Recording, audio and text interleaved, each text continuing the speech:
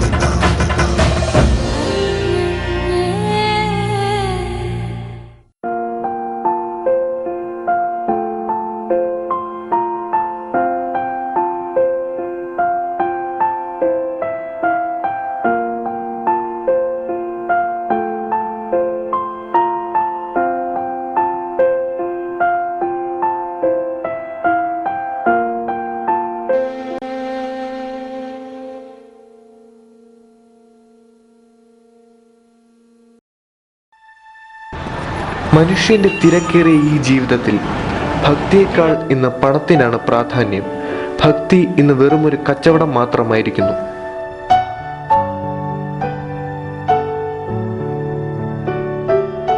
ലോകം മുഴുവൻ ഇന്ന് ഉറ്റുനോക്കുന്നത് പത്മനാഭന്റെ വിലമതിക്കാനാകാത്ത നിധി ശേഖരത്തിലേക്കാണ്.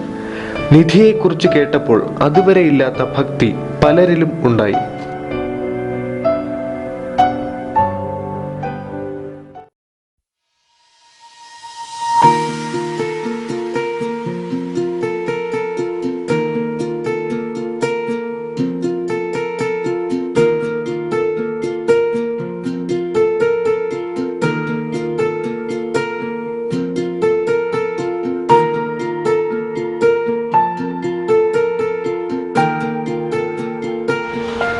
നമസ്കാരം. ഇന്ന് അന്യാധീനപ്പെട്ടു പോകുന്ന നമ്മുടെ സംസ്കാരത്തിന്റെ പ്രതീകമാണ് ഈ കൽമണ്ഡപം.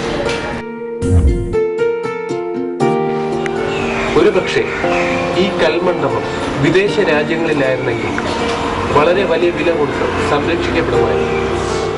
നിർഭാഗ്യവശാൽ ഈ പാവം കൽമണ്ഡപം കേരളത്തിലേക്ക്.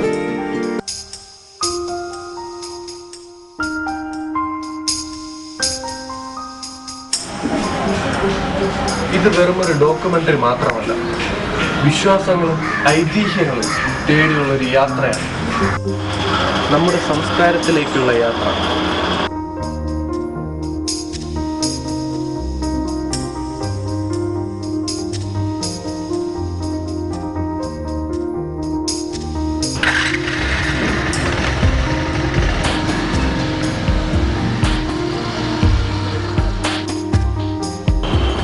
തലസ്ഥാന നഗരിയായ തിരുവനന്തപുരത്ത് നിന്നും 6 കിലോമീറ്റർ മാറി നഗരവും ഗ്രാമവും ഒരുമിക്കുന്ന തിരുമല വേട്ടമുക്കിൽ ഒരു പാറയുടെ മുകളിൽ സ്ഥിതി ചെയ്യുന്ന നിരവധി ഐതിഹ്യങ്ങൾ ഉറങ്ങുന്ന പുണ്യ പുരാതന ശ്രീകൃഷ്ണ ക്ഷേത്രം.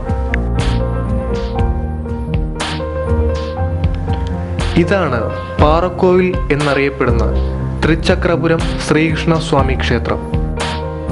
ദ്വാപരയുഗത്തിൽ പഞ്ചപാണ്ഡവരുടെ വനവാസകാലത്ത് ദ്രൗപദി ആരാധിച്ചിരുന്ന ശ്രീകൃഷ്ണ വിഗ്രഹം ഭീമനും അർജുനനും കൂടി ഇവിടെ പ്രതിഷ്ഠിച്ചു എന്നാണ് ഐതിഹ്യം.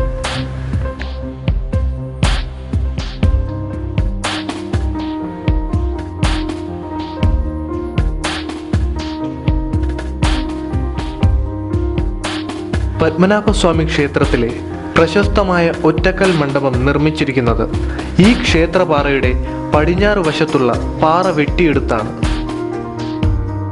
അതുതന്നെയാണ് ഈ സ്ഥലത്തിന് തിരുമല എന്ന് പേര് വരാനും കാരണം. മറ്റു ക്ഷേത്രങ്ങളിൽ നിന്നും വ്യത്യസ്തമായി ഈ ക്ഷേത്രത്തിന്റെ ദർശനം പടിഞ്ഞാറ് ദിശയിലേക്കാണ്. അതിനാൽ വർഷത്തിൽ 2 പ്രാവശ്യം സൂര്യാസ്തമയ സമയത്ത് സൂര്യൻ വിഗ്രഹത്തോട് വിട പറയുന്നത് പോലെയാണ് അസ്തമിക്കുന്നത്. ആ പ്രത്യേക സമയത്ത് സൂര്യപ്രകാശം വിഗ്രഹത്തിൽ പൂർണ്ണമായി വീഴുന്നു. മാർച്ച് സെപ്റ്റംബർ മാസങ്ങളിൽ ഈ പ്രതിഭാസം സംഭവിക്കുന്നു. ക്ഷേത്രത്തിന്റെ അടുത്തായി മാധവസ്വാമി ആശ്രമം സ്ഥിതി ചെയ്യുന്നു. 108 മാസത്തെ സത്സംഗത്തിന് ശേഷം ഭക്തരുടെ ആവശ്യപ്രകാരം സത്സംഗം നടത്തുന്നതിന് മാധവസ്വാമി 1976 തന്റെ ഗുരുവായ നീലകണ്ഠ ഗുരുവിന്റെ സ്മാരകമായി ആരംഭിച്ചതാണ് ഈ ഭജനമഠം. മാധവസ്വാമികളുടെ സമാധിക്ക് ശേഷം മാധവസ്വാമി ആശ്രമം എന്ന പേരിൽ ഈ ആശ്രമം അറിയപ്പെടുന്നു. 1996 ഈ ആശ്രമത്തിലായിരുന്നു സ്വാമിയുടെ സമാധി. സമാധിയിൽ ശിവപ്രതിഷ്ഠയാണ് ചെയ്തിരിക്കുന്നത്. ഇപ്പോൾ മാതാജി ഗുരുപ്രിയ പുരിയാണ് ആശ്രമ മഠാധിപതി.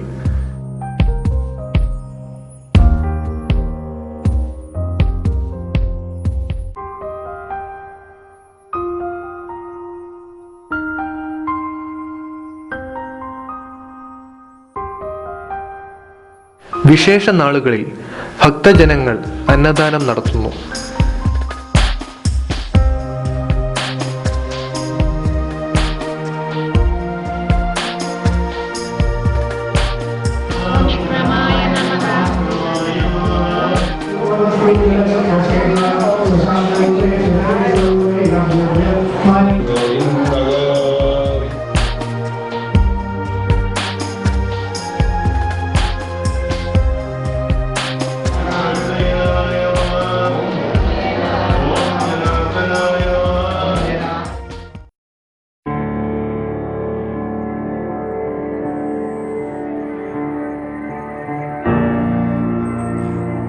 പണ്ട് പഞ്ചപാണ്ഡവന്മാരുടെ വനവാസകാലത്ത് അവർ ഇവിടെ താമസിച്ചിരുന്നു എന്നാണ് ഐതിഹ്യം. പഞ്ചപാണ്ഡവന്മാരിൽ ഭീമൻ കഴിച്ച ഭക്ഷണത്തിൽ നിന്ന് ഒരു ചെറിയ കല്ല് കിട്ടി. ആ കല്ല് പ്രകൃതിയുടെ ഒരു അത്ഭുതമായി ഇവിടെ സ്ഥിതി ചെയ്യുന്നു.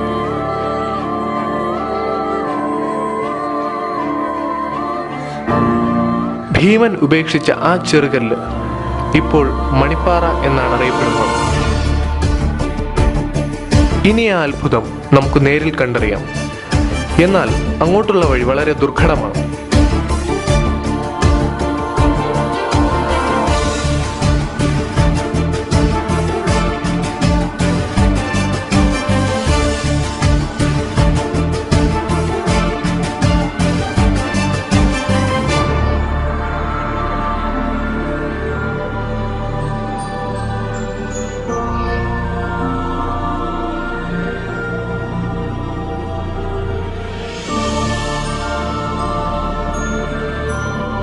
നമ്മൾ മണിപ്പാറയുടെ താഴെ എത്തിക്കഴിഞ്ഞു.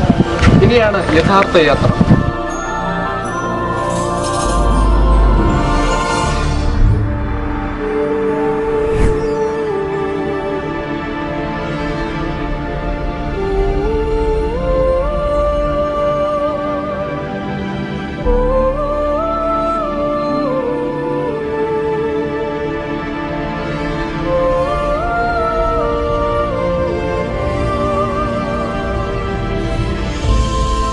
ഈ പാറയിലേക്ക് എത്തുക, അതാണ് നമ്മുടെ ആദ്യത്തെ ലക്ഷ്യം.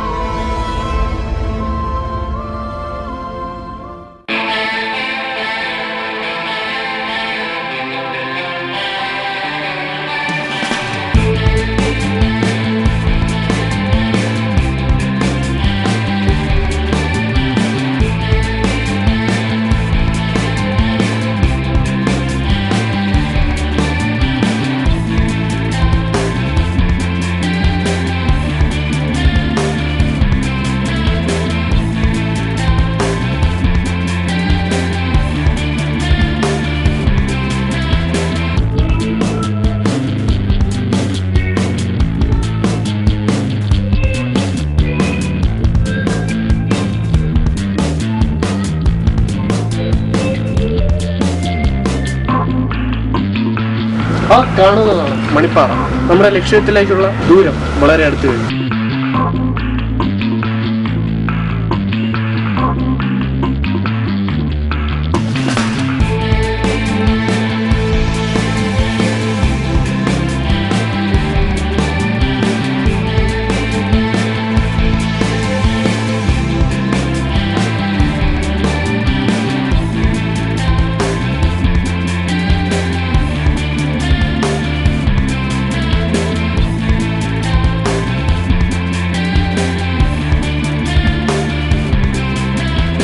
അങ്ങനെ നമ്മുടെ ലക്ഷ്യത്തിലെത്തി. ഇതാണ് മണിപ്പാറ.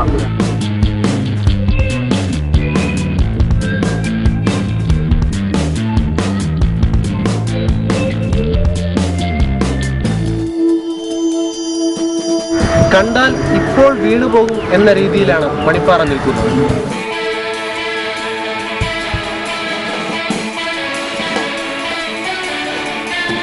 ഇനി ഈ പാറയ്ക്ക് മണിപ്പാറ എന്ന് പേര് വരാൻ എന്താണ് കാരണം എന്നറിയണം.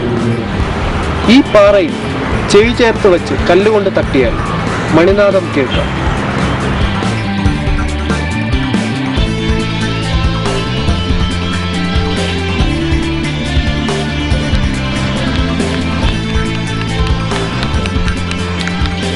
ഒരു മാധ്യമത്തിലൂടെ ഈ ശബ്ദം കേട്ടറിയാൻ കഴിയില്ല. ഇത് അനുഭവിച്ചറിയണമെങ്കിൽ നേരിൽ തന്നെ കാണുക. ക്ഷേത്രത്തിൽ നിന്ന് നോക്കിയാൽ മണിപ്പാറ അടുത്താണെന്ന് തോന്നാം. പക്ഷേ അങ്ങോട്ടുള്ള വഴി വളരെ ദുർഘടമാണ്. അതായിരിക്കാം ഈ പാറയുടെ പ്രശസ്തിക്ക് തടസ്സമായി നിൽക്കുന്നത്.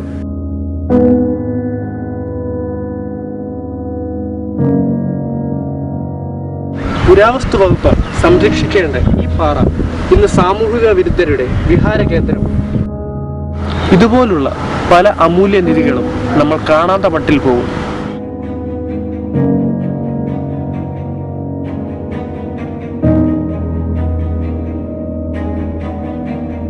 മണിപ്പാറയെക്കാളും ഉയരത്തിൽ ഫ്ലാറ്റുകൾ ഉയരുമ്പോൾ ഈ പാറ ഫ്ലാറ്റുകളുടെ വെറും അടിസ്ഥാനത്തിനുള്ള കരിങ്കല്ലുകൾ ആയിത്തീരുന്നു.